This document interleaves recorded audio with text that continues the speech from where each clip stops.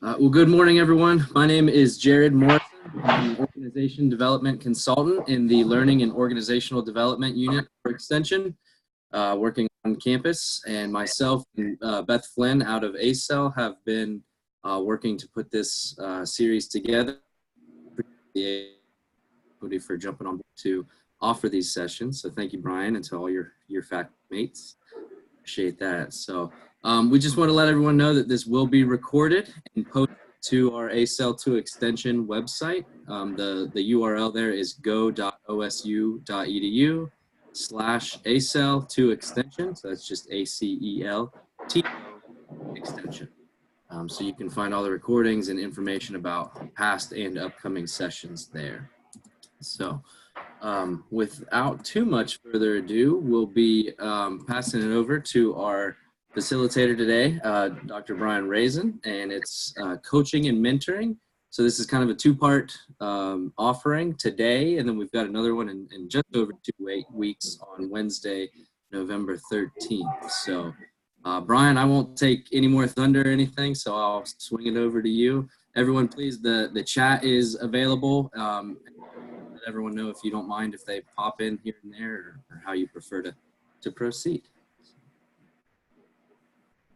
Hey, all right. Thanks, Jared. All right. Good morning, everybody. Holy cow. So it just dawned on me. So I've been in extension for 24 years. I didn't know what ACEL was. Back then it was AEE. And I would hear these terms on occasion. Does everybody know ACEL? Just hands or probably sorta? Okay, I'm getting some sortas. Well, super quickly. ACEL is kind of extension's, I would say, closest sister department within the college. So in the college we have, oh, I should know this, 10 different departments. Oops, don't tell the dean. I think we have 10 different departments, and extension is a department, and of course we work statewide. But ACEL is the Ag Communications Education and Leadership. It used to be called AEE, Ag Extension Education. And it's kind of evolved as across the country, these departments within ag colleges have tried to be more name specific as to what they do.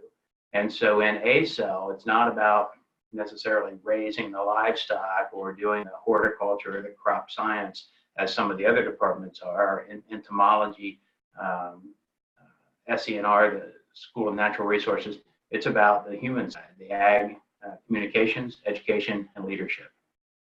And so that department has really started looking for new ways to reach out, and extension is a real natural connecting point.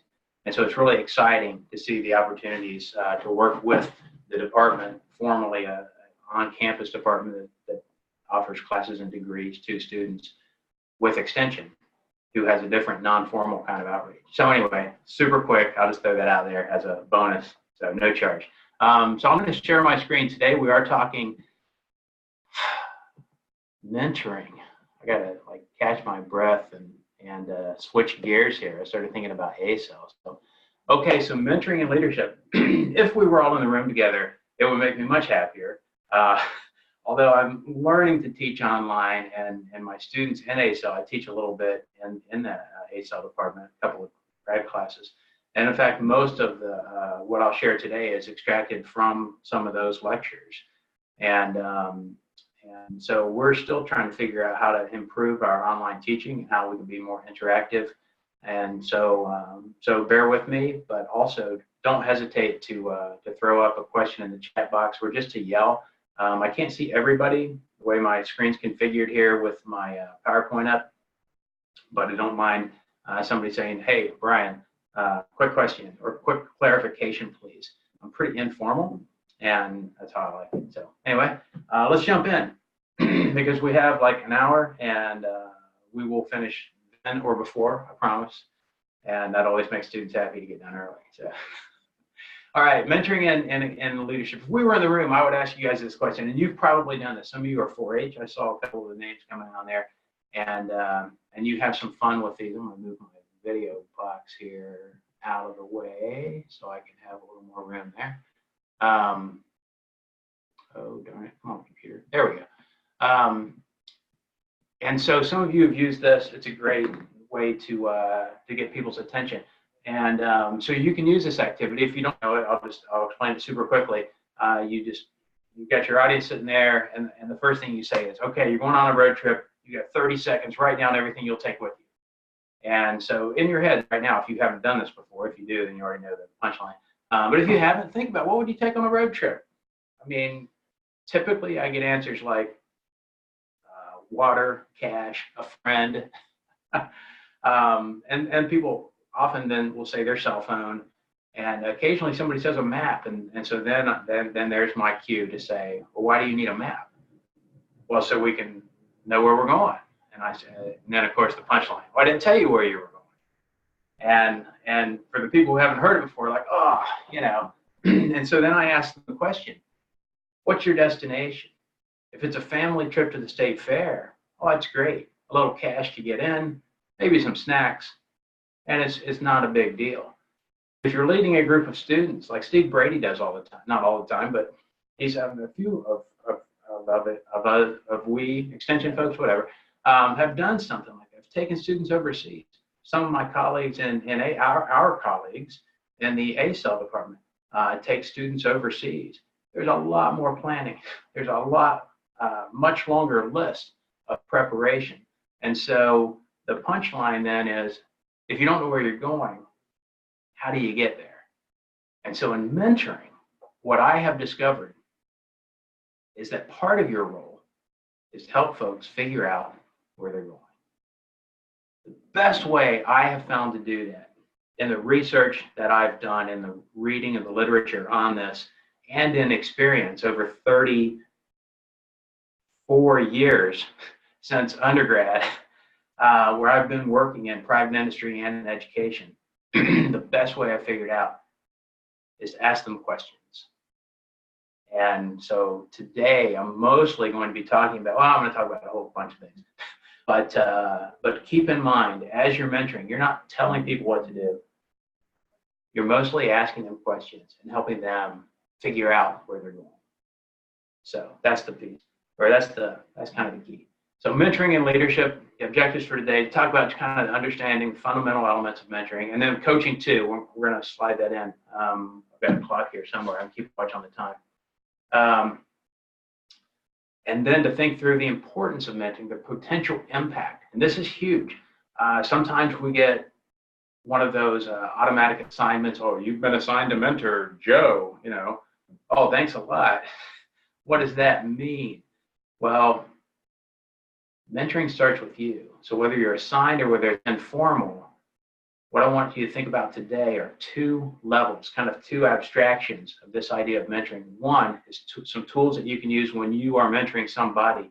But two, think about how these apply to yourself, for you to use yourself, because I think that's a critical piece.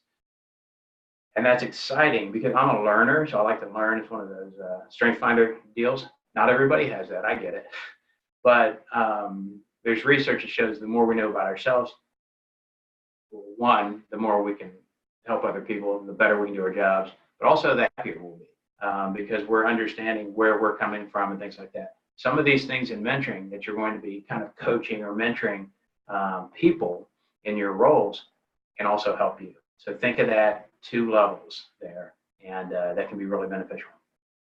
So the one thing, if I really could just, push one thing, is to think about how your role, formally or informally, can be life-changing. Your words and actions, I really believe this because I've seen it happen over many, many years. You can literally change people's lives, their careers, their family relationships, and their mental health. That is not an exaggeration whatsoever. So the challenge, arguably, one of the most important things you can do is work on your own EQ. And I know some of you have written articles on EQ, so I won't preach on that. But your emotional intelligence, your emotional quotient is something that, unlike your IQ, supposedly, which can't change, your EQ can. You can grow your EQ. You can learn more about yourself and how you react to things, and subsequently how you can interact just in the world. So the question is, will you? So there's a challenge. Fill it out, and hopefully kind of get you thinking. Okay. Oh, look, challenge, your EQ. I looked at these 11 o'clock last night.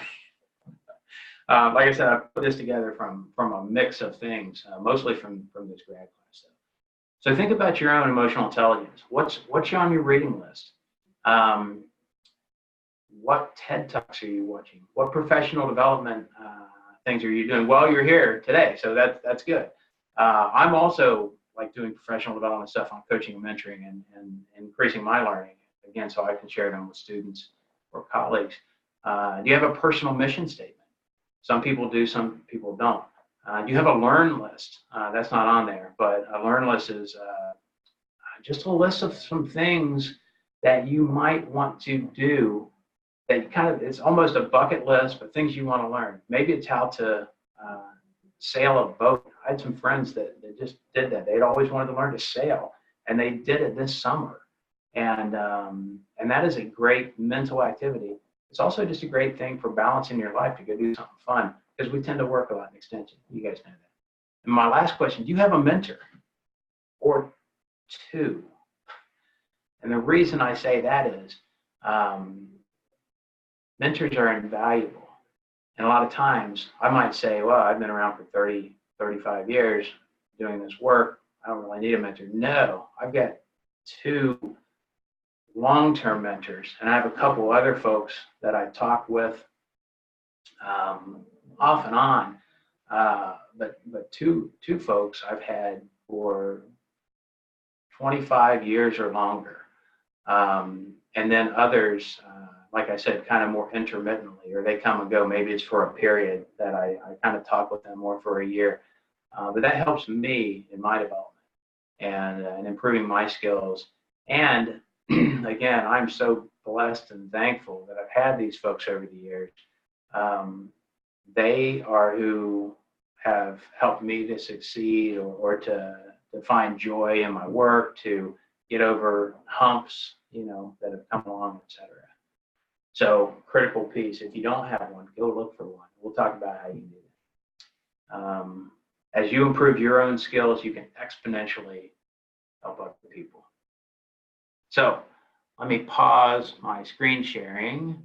And if you want to unmute, tell me in your own words, what is mentoring? What does it sound like? Or what does it mean to you?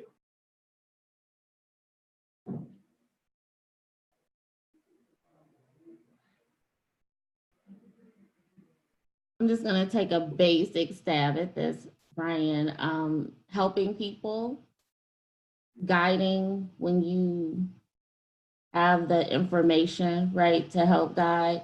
I think, sometimes we shoot out opinions, but that's not necessarily mentoring. If a person is in need of guidance, like direction, and you're just shooting off opinions. So I would say maybe informed. Yeah. Hope or informed guidance. I like that. Thanks, Nicole. So guilty of just giving my opinion, and that is beautiful, because no, that's not mentoring, and we have all done it, and we've all received it as well. And so that's definitely something that you want to avoid or be careful of.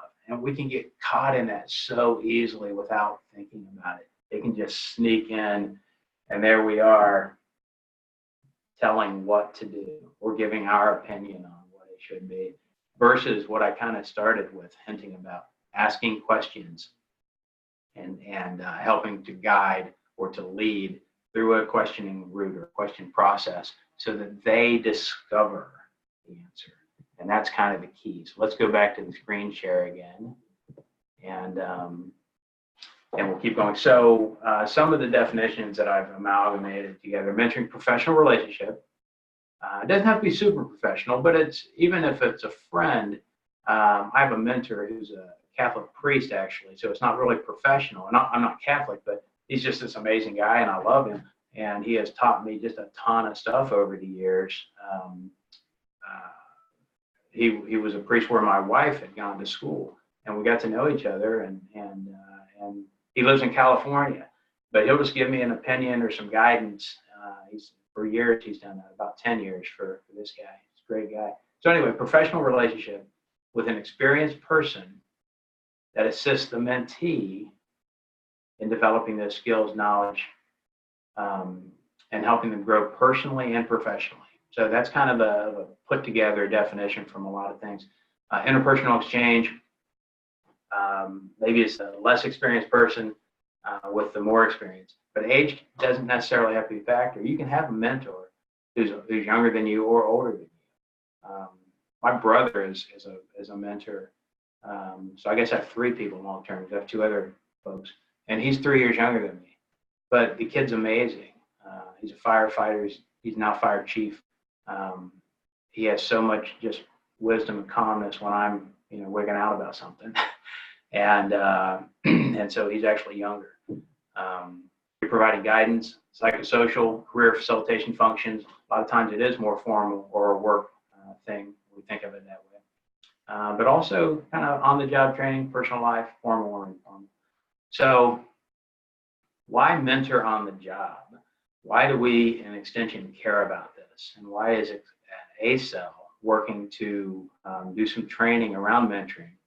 Well, it's huge. It can really create positive associations with career advancement, with compensation, satisfaction, commitment. What does commitment and career advancement and job satisfaction mean to an organization, whether it's our extension group or a for-profit business? Those are things that cost you money. Turnover is extraordinarily expensive. And so if we can keep our people and show them the value by coaching them along and giving them that fulfillment of personal growth, then it can help them to stay. As they stay, not only does it prevent us from having to spend money on searches, which are pretty expensive, not to mention the time involved and the people on that search committee. And I've been on many over the years, and it's a lot of time, it's a lot of work, and it's quite an investment to bring somebody on board. But also, as they're here longer, they can better impact our customers, and they can help Extension with less work because they've got programs developed. They know how to respond to Extension audiences. And so keeping folks around can be really big. Protege socialization, acquiring behavior, skills, knowledge, attitudes, things like that. And culture. Tim and Brian Kite talk about culture. Google them up. They're the ones that I don't remember if they co-authored Urban Meyer's book on above the line leadership, but they were behind the scenes working with the coach when he wrote that book and when we won the national championship. And they spoke, or Brian, I think, spoke at our annual conference a few years ago. So mentoring begins with trust. I'm going to pause the share for a second again and ask you this. How do you build trust with someone? What do you need to build trust? This is a huge piece of starting any kind of mentoring relationship. What do you guys think? Unmute and just give me a sound bite real quick.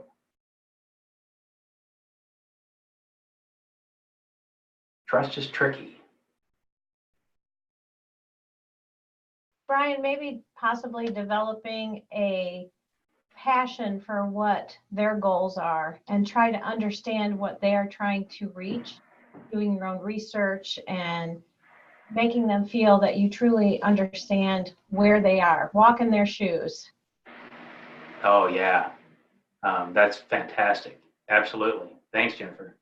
Anybody else? I like that a lot. Getting to know them, walking in their shoes is a really nice analogy. I like that.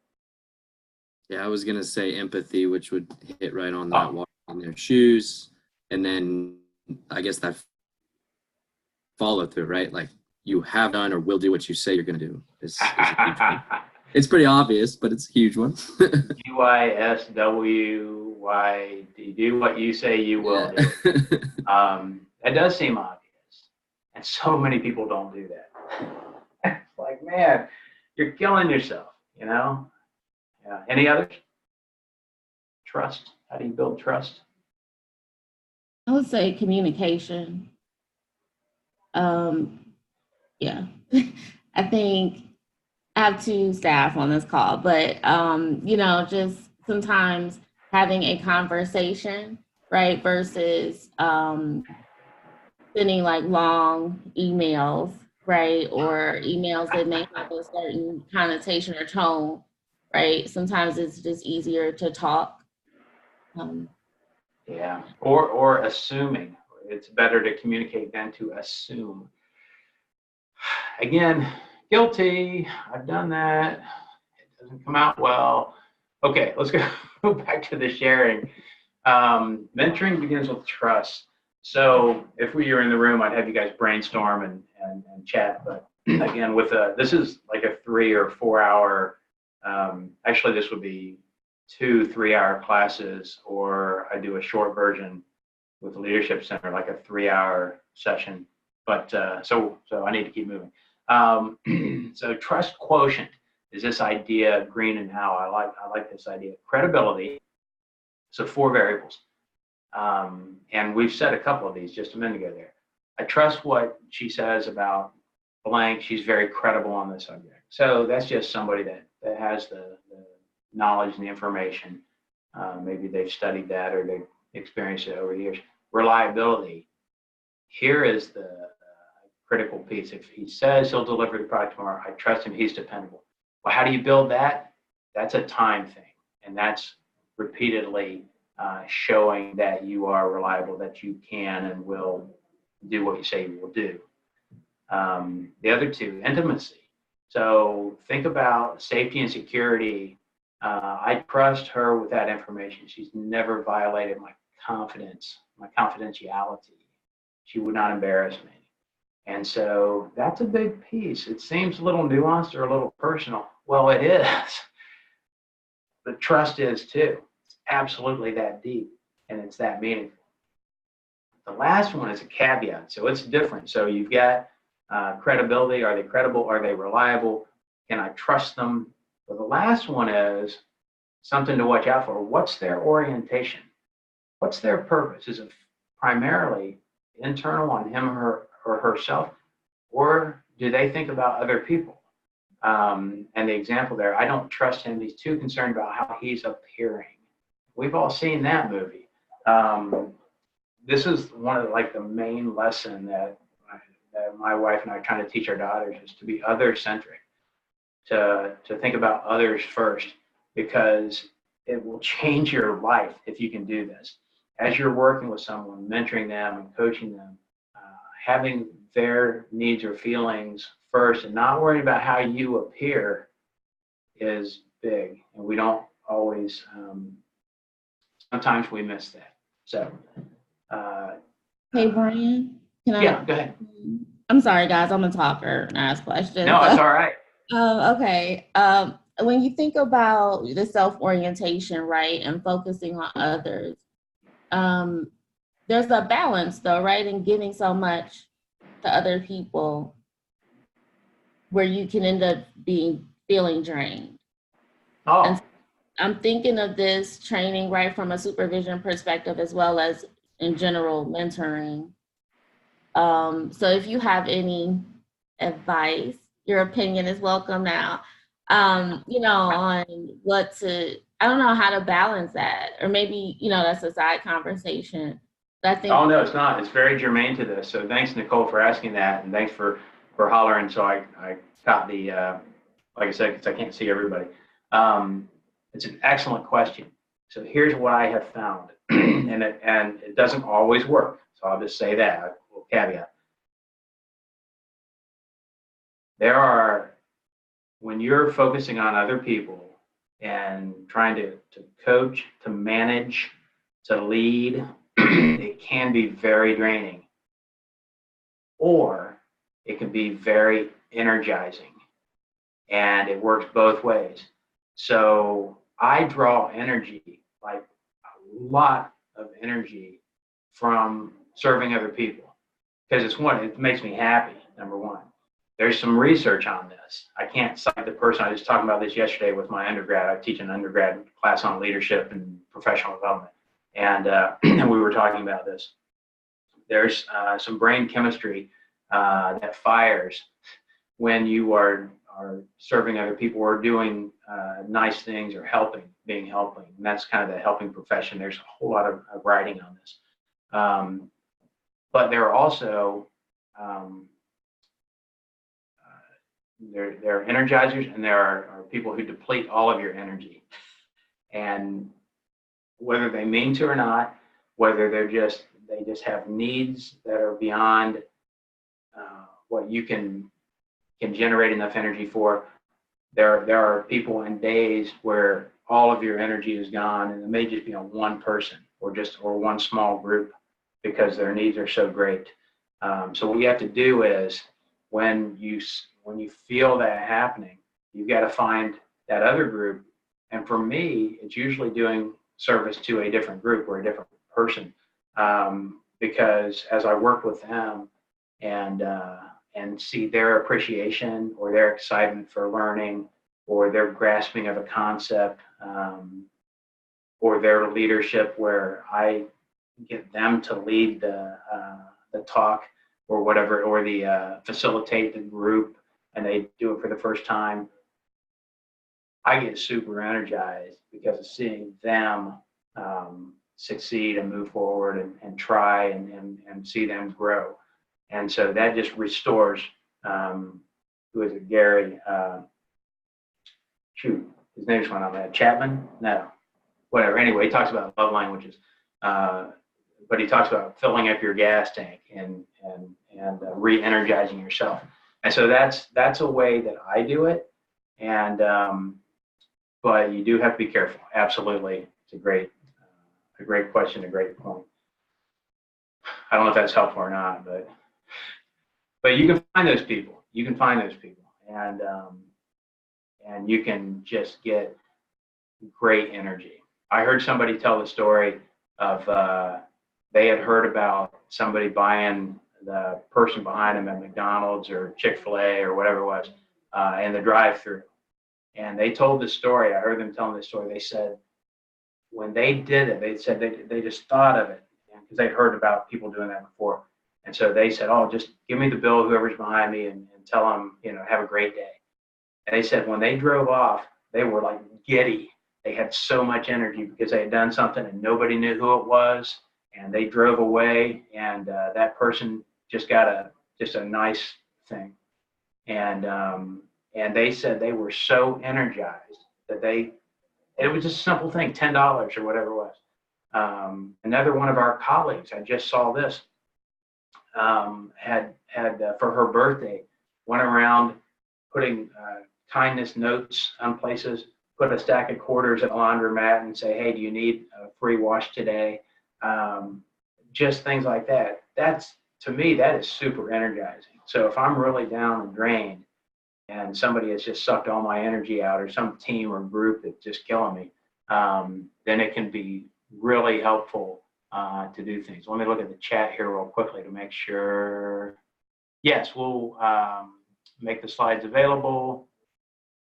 Muted the video, yeah, no worries, thanks. Okay, so Tanmay Vora, this guy, I read this guy periodically. He's really cool. He's got a blog that I like a lot. He talks about 3 levels of trust and deterrence-based. So you've got rules. So we're still on trust. So you got rules based on trust, and you've got knowledge-based. I know this person. I know that they have my best interest in mind. And then identity-based trust. I trust them because of who they are, and that's the highest and deepest level that you can have, and that's what we're aiming for, is moving forward that way. Clicker going again. There we go. So Vora says, trust isn't something you demand. And we've seen bosses like that. You just trust me. We're going to do this. Well, why should I trust you? You have to earn it. Clarity of intent, your why. Think about Simon Sinek, and I'm sure you guys have watched that. If not, then just Google it, SINEK, Simon Sinek, start with why. 17-minute video, watch it, take notes. Through actions that support your intent, the what you're doing, critical piece as well. And then most importantly, taking those actions with the utmost integrity and human connection, the how. I think that's brilliantly stated. This is a cool guy. He's over in India. I can't remember what his business is, but anyway, you have to do it consistently then, because you build trust one step at a time. Jim Kouzes and Posner, maybe you guys have read the Leadership Challenge books, Learning Leadership, good stuff. He spoke at Ohio State a couple of years ago. Well, holy cow, 5 years ago, 2016. Oh, okay, 3 years ago. I can't do math. At the inaugural leadership summit, he talked about credibility as a precursor to trust, and it being foundational in leadership. It's also foundational in mentoring. It's the exact same effect. He and Posner in their book talk about high manager credibility. The organization's people are proud to tell people that work there. They talk up the org. They have the similar values, ownership, versus low manager credibility. The people only produce when they're being watched. They're motivated by money. They would go for another job if they had the chance. Well, scratch out manager, write in mentor. It's the exact same they talk it up with their friends. They see values and feel connected, versus if, and we see this sometimes in assigned mentorships, when there's no intro and getting to know people. Sometimes they can work, but you have to do some steps to get people kind of on track and moving forward. Engaging only when forced, motivated by that requirement. And that's just not good. I've worked with some other colleges at Ohio State who have had some required programs like this. And I've encouraged them to kind of shift that and to come up with a voluntary program, but one that is that people can be involved with and they can be encouraged, but it's not forced. And it's a more natural way of finding that person who can really help you. And then giving them some tools, the mentors some tools to help lead the mentor and mentee and move forward. So 9:33, okay. Keeping a watch on the clock. Being a coach or mentor, advanced form of leadership. Again, Kouzes and Posner talk about the 5 practices, modeling the way, the shared vision. Let's look at each one of these real quickly. Do the things you're talking about. Set the example. The shared vision. Don't just tell them what to do. Help them to think outside of their proverbial box. Don't prescribe, guide. Nicole said, thank you for that. Or that was the idea. Challenging the process. Sometimes mentees, especially if they're newer in the organization, again, whatever age doesn't matter, but if they're newer in the organization, they may want to do something differently than we've always done it in extension. Oh my gosh. Encourage them to experiment. Take some risk. Maybe we need to change our organization a little bit. Maybe we don't always need to do that the same way we've always done it. And then enabling them to act is very powerful.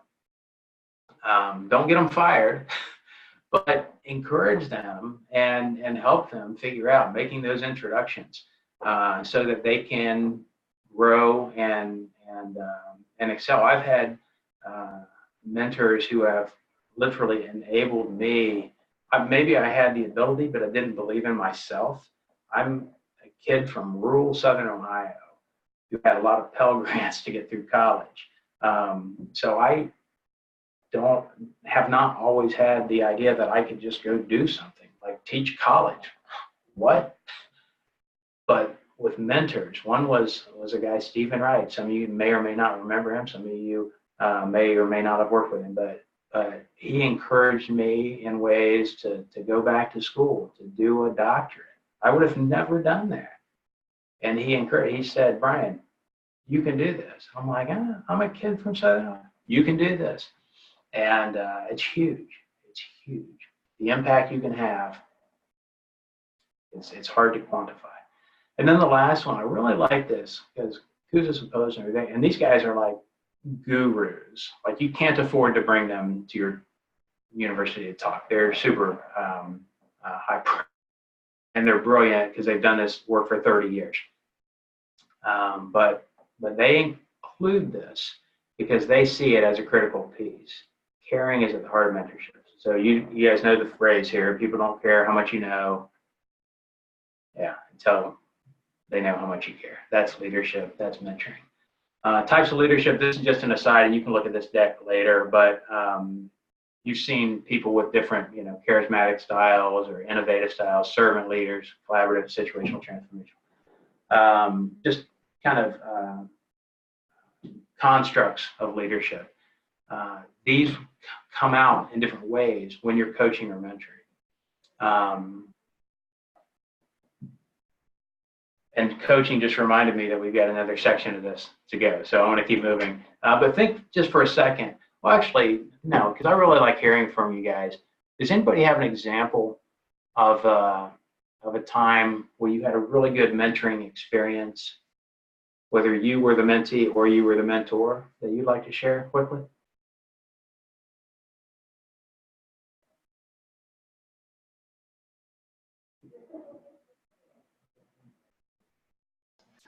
We have a lot of mentoring opportunities in the 4-H program, and I've been here a while, so there's numerous, but one that really comes to mind is I work with a quilt group and teaching young folks to quilt and the importance of giving back.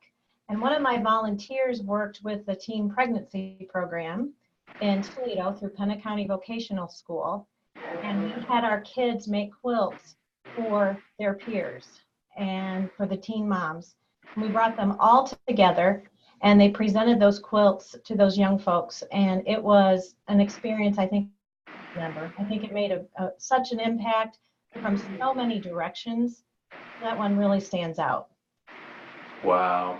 Oh, that's fantastic. That's a great example. I love stuff like that. That's why I'm so excited, and well, that's why I love Extension, I guess, is we get to do things that make an impact, that change people's lives. And that's one example of mentoring or even peer mentoring, where things can really happen. Excuse me. So there's a lot of literature on coaching mentoring. Let's wrap up the mentoring part. Just remember, you have each other for support, advice, direction, energy, encouragement, and refilling your proverbial tank. Your energy is absolutely necessary, as Nicole was asking, because there will be things and people and processes and business office stuff where you've got to try to, and that's for a good reason, not dissing them. We need to be fiscally responsible. But sometimes, man, it's like, I could spend the whole day just trying to go through financial reports, So you've got to get replenished, refill your tank, so that then you can go on and help others. So let's jump into leadership and or to mentoring. I'll get it, I promise. Let's shift from mentoring to coaching and talk about coaching. So if we were live, I would play this video because it's really stupid and funny. Peyton Manning on Saturday Night Live. And this is what he does in this video. He's like back with the football, and he's got these kids on the yard, and he's like throwing the football, but he's not throwing it to them. He's like drilling them, hitting them and knocking them down. And so after we watch this, and it's funny, but it's not funny because it's real. And I asked the question, have you ever had a coach who wasn't really coaching you? They were really just drilling you. They were manipulating you. And in the video, Peyton Manning takes the kids over and pretends to be super nice so he can talk to some woman who's sitting there, and try to get her to go out on a date, whatever it is. So he's manipulating. It's power and control. And I hate to assume this, but I'm going to. We've probably all had met those people or have been bossed by those people or coached by those people. And it's not very effective, and it doesn't really get you very far. And so I use that as a negative example, just because sometimes that can be more powerful to stop and look at what's not right, so that then we can start to couch what is. So quick interaction here, unmute. What's your definition of coaching? We talked about mentoring. So what might coaching be if it's not the same thing?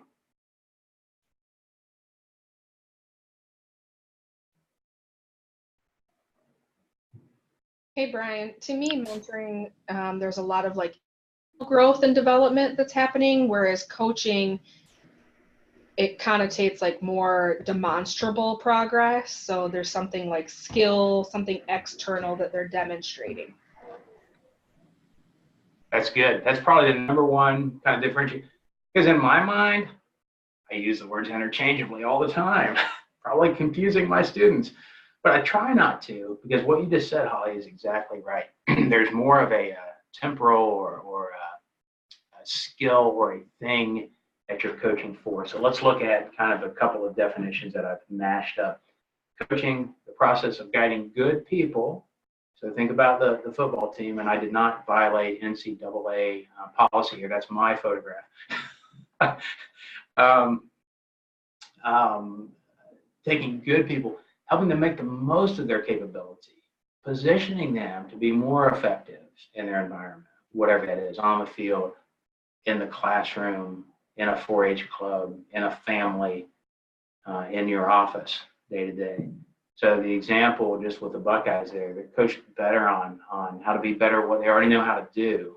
In Urban Meyer's book, Above the Line Leadership, talked about getting it right, just that during the sprints, during the practices, and then how that transfers onto the field. He also talks about mentoring off the field and the E+R=O. So you guys know that, right? Nods, heads. So you've heard it. If anybody hasn't, the people who aren't on screen there, just really quickly, it's Tim Kite says it's the simplest formula in the world, takes 30 seconds to memorize. Event happens, so that's the E, plus your response equals the outcome. You can memorize that literally in 30 seconds. But he cautions that it takes a lifetime to master, because every time somebody calls us, stops in our office, cuts us off in traffic, whatever it might be, that's an event. And every time an event happens, we respond. And how we respond, and in that Above the Line book, we either respond with our engaged executive brain, where we stop and think and then respond, or we react with that automatic, emotional, gut. They cut me off, I'm going to flip them off. Then it changes the outcome, doesn't it? And one of the things that he also says is that our response creates an event for somebody else. So when we're coaching, when we're mentoring, when we're trying to help, and maybe it's help somebody from losing their job because they're just not getting it done. Or maybe it's help, much more delicate help, helping somebody understand that their demeanor when they're talking with kids at that livestock show is very negative. We have sensitive things that we do all the time. So how do we coach? How do we create events that give good responses and positive outcomes? So just stuff to think about. Really good stuff. So coaching, when you coach versus mentoring, think about when somebody's stagnant or stuck, or maybe they've outgrown their role.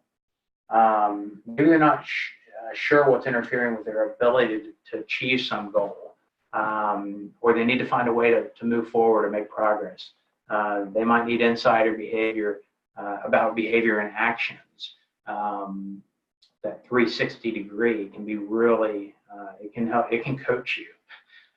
It can be a little scary when people are telling you from all sides how you're doing. But if you can learn to take that feedback positively and understand, oh, I've got some things to improve. It's not personal. It can help me improve. And that's not easy to do. But I encourage my students, I tell them all the time, I'm going to redline your papers. You're going to get coached. And it's going to look like somebody bled all over it. But I want you to fail in this classroom. I do this to my grad students all the time. I want you to fail in this classroom because I don't want you to get a paper that says, this paper needs the help of someone who knows how to write. Why did you waste my time reading this paper? And my students are usually like, what? And then I tell them the truth.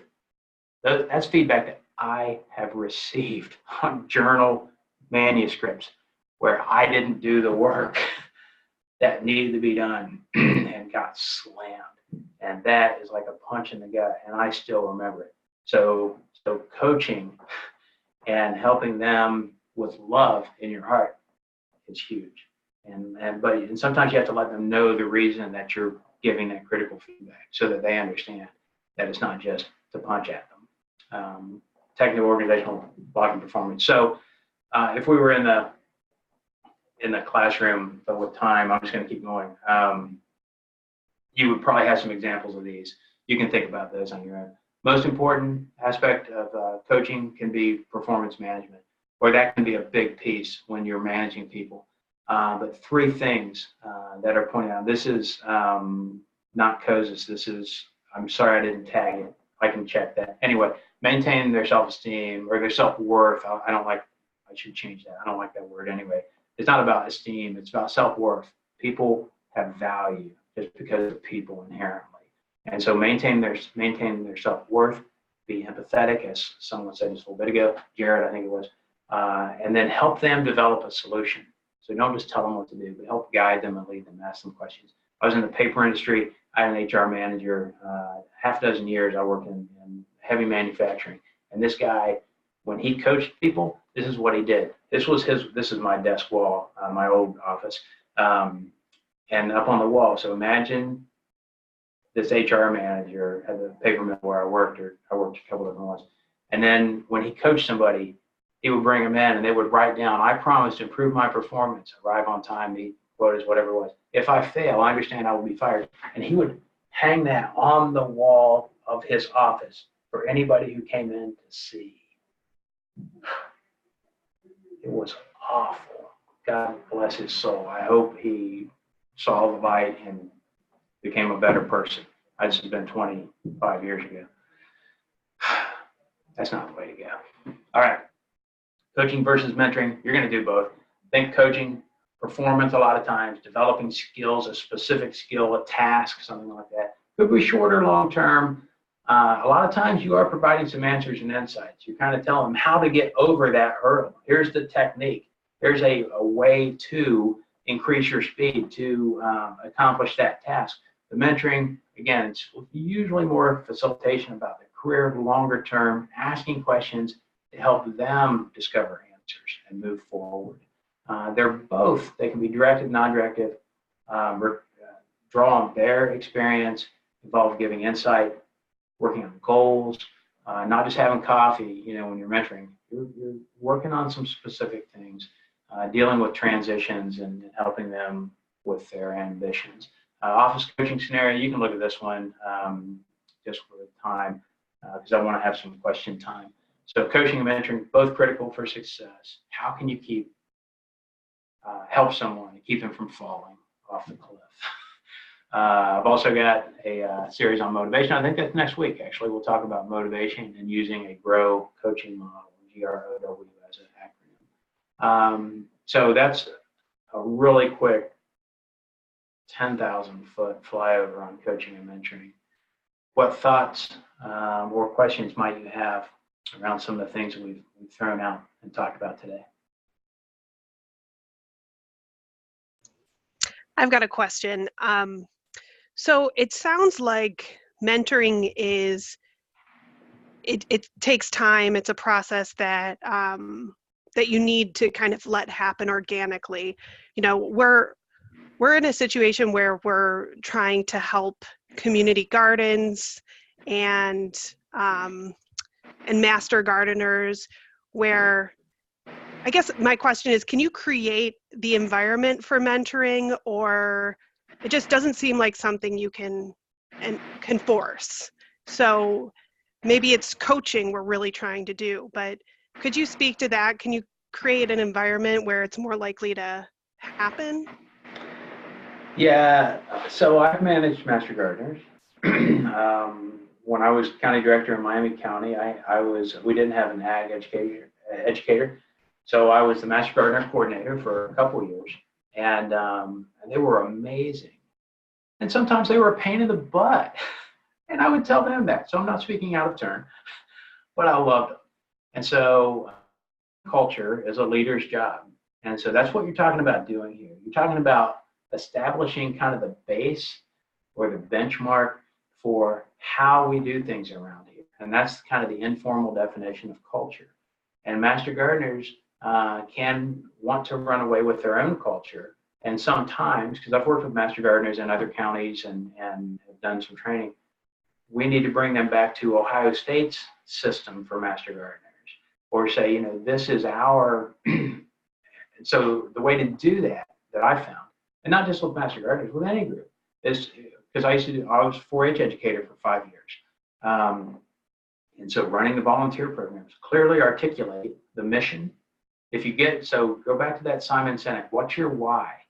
So if you've got a rogue 4-H volunteer or master gardener volunteer or just whoever you're working with, bring them back to the why. Ask them that core mission question. When you do that, what can happen culturally is you can remind people of why we're doing what we're doing. And usually that's to really help to make a positive impact, to do something aesthetically beautiful, to, you know, to learn and grow and help people. And so that's really powerful. So when you remind them of that core missional thing, a lot of times the crazy piece or the runaway piece can get reset. And then you can enter into that coaching if it's a thing that they just need to get over or figure out how to, or mentoring, where you're asking them a few more questions and trying to help them find the answer themselves, the way forward. Formal mentoring programs can work. They need some setup so that you establish the relationship. It takes a little bit of time. I've been in those where I've been formally assigned to somebody, and maybe we just don't quite click. And so it takes a little bit. That's where it's helpful to have some tools or a questioning route or some things. And I've got there's some great resources on 50 questions great mentors ask, or that mentors can ask, and things like that. And you can go through and pick out some that are really germane to your conversation or whatever you're trying to do. But it's culture, how we do things. That's what you're kind of talking about. And that is what many people are talking about and asking about. So yeah, great question, Margaret. Thanks. Did I answer that? Okay. Other thoughts or questions?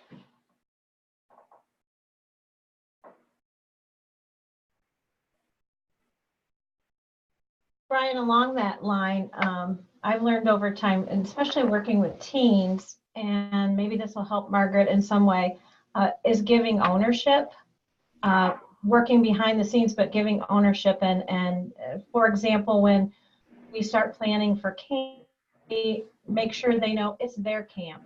It's not our camp. We're there to guide you. We're there to help you build this and make it strong for those campers. So when they feel ownership and pride, it makes a whole lot of difference in the both mentoring and coaching process. That's excellent. Thanks, Jennifer. That's really powerful. Very powerful. And that works in many situations of letting people find that ownership and changing the culture. We did that. I moved to a paper mill in Tennessee. We were losing $1 million a month, and we're going to shut the place down or sell it. And we turned it over to the employees. We said, we can't just fix this. Management can't just fix this. But we want to save 960 jobs. And so we just transparently opened the doors, opened the books, and said, let's figure out how to work together. We started cleaning the place up, painting everything that didn't move, and instilling some pride. And we were successful. We found a buyer, and that mill's still running. I have friends that I talk to on Facebook sometimes. And they're making money. So that ownership is huge. Thanks, Jennifer. That's fantastic. Look at the chat box. Oh, 50 great questions. Oh, yeah, I can do that. I'll send that to Jared or to Beth, to the Leadership Center, for everybody who was on the call, and just have them send that out. I've got a couple of documents that I'm working on formalizing them so that they're more in a more useful form, because what I do is just grab things like you guys or extension. But I'd be glad to do that. Yeah, Brian, you can send those to me because I have the list of all the registrants and participants today, so I can get them out. Excellent. Good. Thanks, Jared. And I wanted to ask too, and I think you touched on it a little bit, but maybe even more so for non-formalized programs, like when you want to and start to create that mentor. So me as a person, do you have suggestions on how I approach somebody, especially if it's somebody that I don't know if they've mentored for time? Like, how would I say, hey, let's be my mentor? But I don't know if you just ask it that openly, right? So advice for people who might be looking for their own mentor, how they do that discussion. That's a great question. You cut out a little bit, but I think you got the gist of how do you go ask somebody to be your mentor. It can be either very straightforward. I've had somebody like walk up to me. In fact, I've had a couple of people, not many, but a few, who have said, "Will you be my mentor?" I'm like, I don't know. What do you want to talk about? Or what do you want mentored in? And, I usually kind of smile or laugh or whatever. And then I get a little more serious and say, what do you want to do? What's your objective? What do you know? I've never done that explicitly, but I have targeted people who I wanted to mentor me.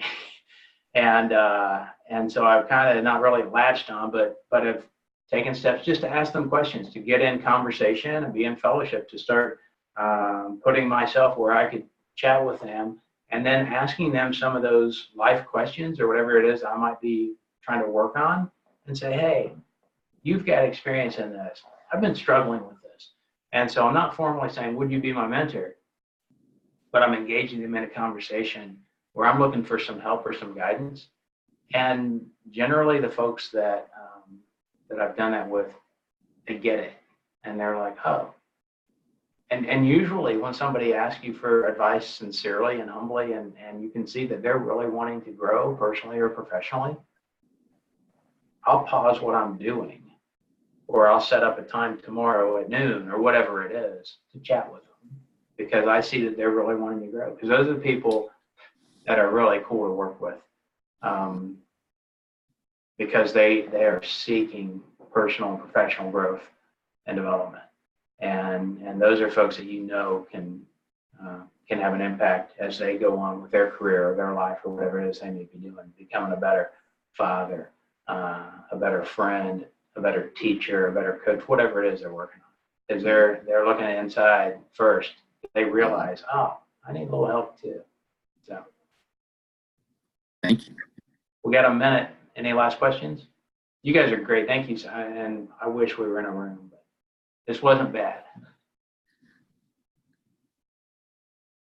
I just want to say thank you, Brian, for doing this. I know this is one of our first, statewide trainings, especially on leadership via Zoom. And so I appreciate this. It was helpful.